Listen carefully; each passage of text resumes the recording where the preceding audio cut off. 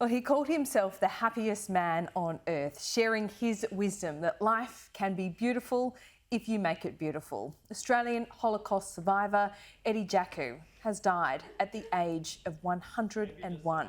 He witnessed death in World War II and made a vow to himself to smile every day after surviving. I woke up after 7 days in a coma. When I woke up, I said, if I make it out from this hospital, I'll be the happiest, the kindest, the most polite and active person in the world.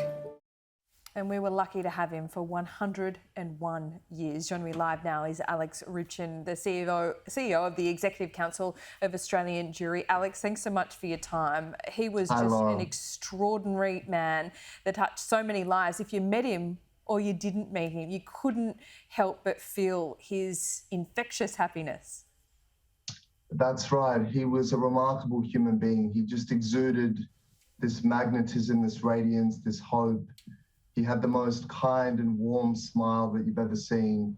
And this is someone who survived the greatest evils that man has ever inflicted on man. He saw the most atrocious things imaginable. He survived Kristallnacht, when his family home was destroyed and he was brutally beaten.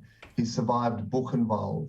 He survived Auschwitz, where both his parents were gassed in the gas chambers. He survived so many atrocities. He saw so many things. He witnessed men throwing themselves onto the electric fence to end their suffering in Auschwitz. And yet somehow he emerged from it all a beacon of hope and positivity and light. And he emerged as one of the most important moral figures of our time. He certainly was. And so many have read his book, some lucky enough to have met him.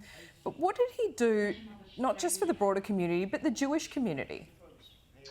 Well, for the Jewish community, he was a treasure, perhaps our greatest treasure, because he believed not only in redemption and positivity and hope and happiness and friendship, but he also believed in education. He believed that we have to understand our past in order to have any sort of a future. And he devoted himself fully to the community, to educating school children and the many thousands of visitors that come through the Jewish Museum. He was a volunteer guide there since 1992.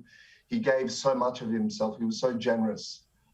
He was truly a wonderful man, and I think our society and certainly our community is much poorer without him. He was, and you know, you can often hear that about people, but in his case, it was just so abundantly clear and true.